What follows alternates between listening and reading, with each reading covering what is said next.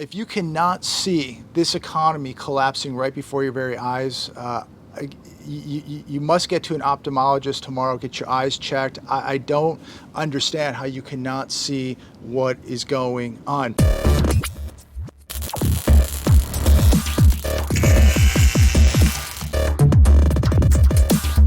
It's Sunday, April 10th, 2022. I hope everybody's having a phenomenal Sunday. I hope everybody's had a great weekend.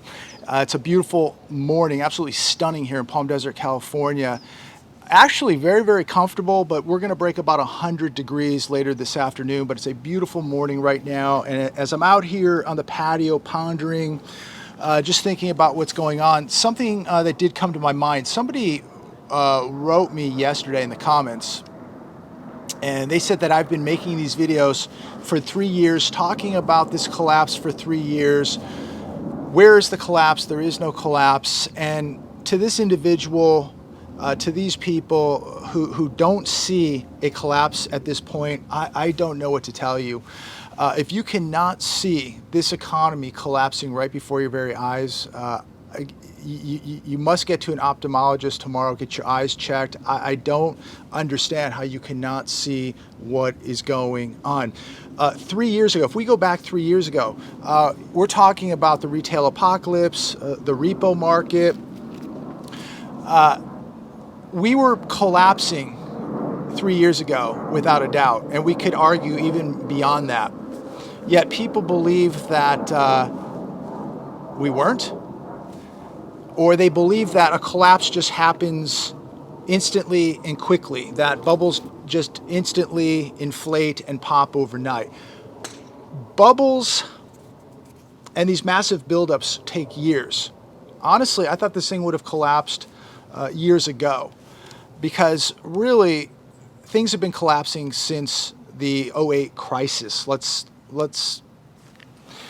go back to 2008 and the trillions of dollars that we injected into the markets, the housing crisis. Nothing got fixed. We put a Band-Aid on a gunshot wound, and we just keep kicking the can down the road while we just papered over all the damage, and people watch sports, and we just pumped trillions of dollars into the economy, into the markets, kept interest rates at zero, and everybody just went on with their daily life.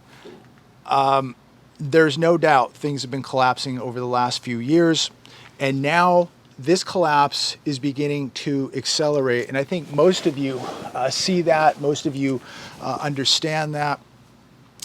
And really the question is, what does this look like 3 years from today? You know, that's really the question is, what does this look like 3 years from today? But if you do not see a collapse right now, I don't know what to tell you. Gas prices here in California are over $6 a gallon. I think gas prices nationally are up about 52% from last year. Food prices skyrocketing, utility bills. Natural gas prices, the supply disruption. You know, I don't even know how many cargo ships are in LA and Long Beach today, waiting to get unloaded. 100, is it 125? They don't even talk about that any longer. We've seen thousands of businesses in the last 18 months shuttered forever. We've seen this homeless epidemic and drug epidemic increase absolutely in an epic proportion. $31+ trillion of debt now. We saw the global economy shut down for over a year. We now have a record trade deficit that is continuing to expand. Social Security on borrowed time. Massive pension deficit in this country. We now have the biggest housing bubble in history, the biggest stock market bubble in history, the biggest bond bubble in history. We just printed and borrowed $6 trillion to keep this whole thing on life support, and we are now talking about potential of World War III in Eastern Europe. So somebody tell me how they do not see things collapsing. We now have a major threat to the US dollar, the SWIFT system, the world reserve currency, and yet people believe that this is normal, that everything is okay. Come on, what planet are you on? And just to share a couple articles with you today, but comment down below, where does this economy go 3 years from today? What does it look like? Have we not been collapsing over the past few years? Have we not been collapsing over the last 10, 12, 13 years? Please comment down below. If I'm wrong, please correct me. But I think that this economy has been collapsing since 2008. And I think now, over the last year, we have been watching an acceleration of this collapse. Whereas it's been death by 1,000 cuts, well, now it's accelerating. Daily Mail, Walgreens starts rationing baby formula as supply chain crunch hits new parents. 29% of top-selling formulas are out of stock at stores across the U.S. What does this tell us? And what does this tell us about the direction that we're heading in? How about this one coming from Channel 4 News in Jacksonville? Rubber shortage fueling tire supply issues at stores and dealers in U.S. Another problem, because if you can't put tires on trucks, you can't put it on automobiles, you can't put it on farm equipment, you're going to have big problems. Where are we living now that we cannot get tires for trucks, farm equipment, and automobiles, that we're seeing a shortage now, a rubber shortage here in America? And why are we not making things here in America? People talk about, you know, if we had to go into a world war, how powerful we are, how strong we are. We don't even have our own rubber here. We have to import it. What about titanium and other metals and aluminum and plastics? How could we really ever win a war when we're dependent on other countries to ship products like this to America that we need in order to fight in a war, in order to make military equipment? If they shut us down, we literally couldn't make combat boots in this country or helmets if we got shut down by other nations, because we're so reliant and dependent on other nations for the smallest things: rubber, plastics, alloys, aluminum, steel. I mean, we are a very weak nation, ladies and gentlemen. Trucking industry will be in dire straits if demand drops to pre-health crisis levels. This on The Hedge the other day. What are they going to do with all these truck drivers if demand begins to slow down? And if it falls off of a cliff, and it could, ladies and gentlemen, as we are watching inflation run out of control, people's discretionary spending is falling off of a cliff. That means they're going to the store, they're buying less, meaning we will need less shipments to supply these stores, right?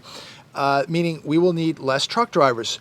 And we've heard nothing more in the news over the last 6 months than this truck driver shortage. We need so many truck drivers.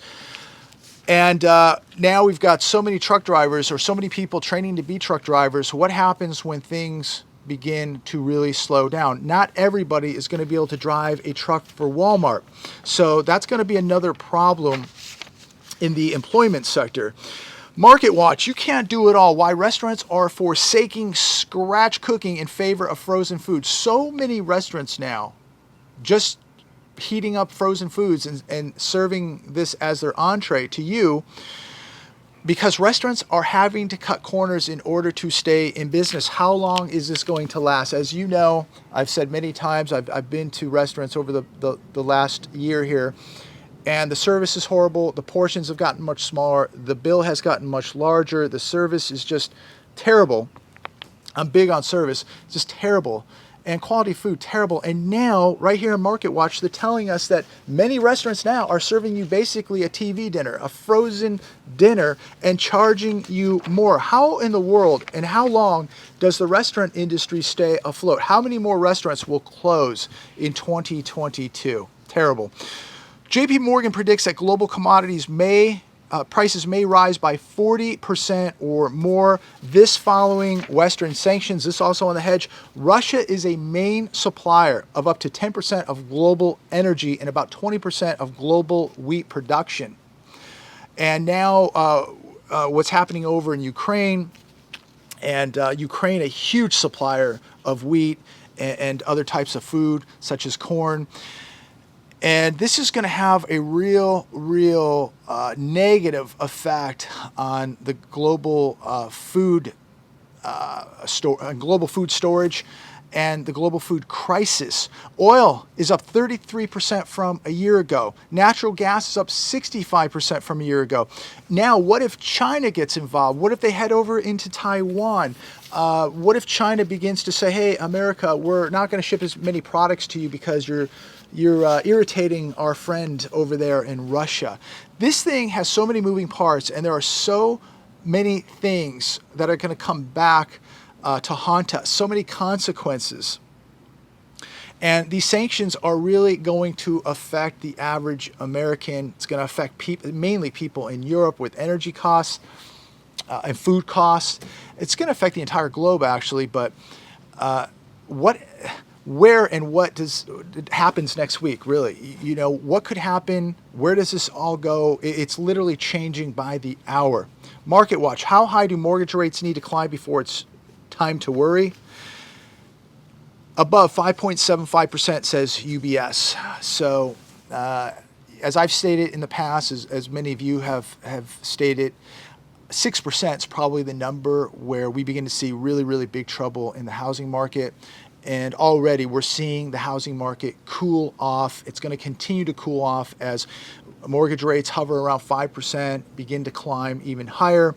A record amount of building permits, a record amount of new home construction taking place right now. And we're going to see a record number of landlords selling properties as soon as they get their tenants out. Wolfstreet.com, home buyer pessimism hits bleak record on sky-high prices, spiking mortgage rates. Great time to sell. Just do it. It says here in the article, the percentage of people who said that now is a bad time to buy a home jumped by a whopping 73%. Another record, worst in the data going back to 2010. This according to Fannie Mae's housing survey.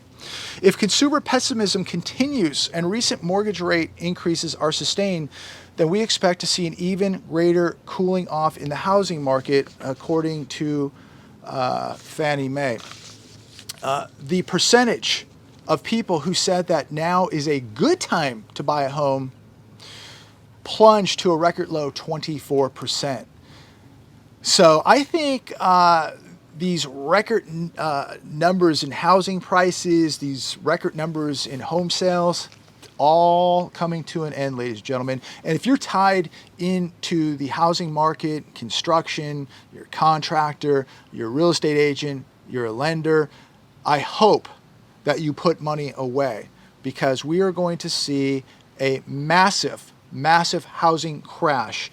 And when this crash begins, the housing market is going to be it's going to flatline for years. And these people are not going to be selling houses like they once did. They're not going to be doing loans. They're not going to be doing refis. So make sure, I hope that you put money away for at least a few rocky years. 73% of people think the economy is on the wrong track. 21% said the economy is on the right track. The majority of people, ladies and gentlemen, is no doubt getting very concerned. And I think a majority of people are beginning to see the cracks in the dam. Now, the majority of people may not be prepared, but they see the cracks in the dam. I had a very good friend of mine write me last night, and he said, look, people are literally disowning him because he sees what's happening. He's vocal about what's happening. He's preparing for what's happening. And people call him crazy. They call him negative. They call him a fearmonger, out of his mind, whatever. And you're not going to be the most popular person at the dinner table. You may not be the most popular person at Christmas or at the party if you're awake. And he asked me if I've seen any effect in my personal life in regards to what's happening and my beliefs. And yes, I have. I've had to disown people that I know because they don't get it. And these people are still watching reality TV. These people are still posting last night's dinner at Mastro's on Facebook and social media. I don't hang out with people like that. I have nothing in common with people like that. And yes, people obviously think that I'm out of my mind talking about what I'm talking about reality, talking about the housing market crashing. How could that happen? Talking about a massive depression, talking about the threat to the US dollar. How could you talk about that? You're out of your mind. No, I'm very connected. I'm reading and watching the data like 99% of you are. So yes, I've had to disown and disconnect from people that I've known.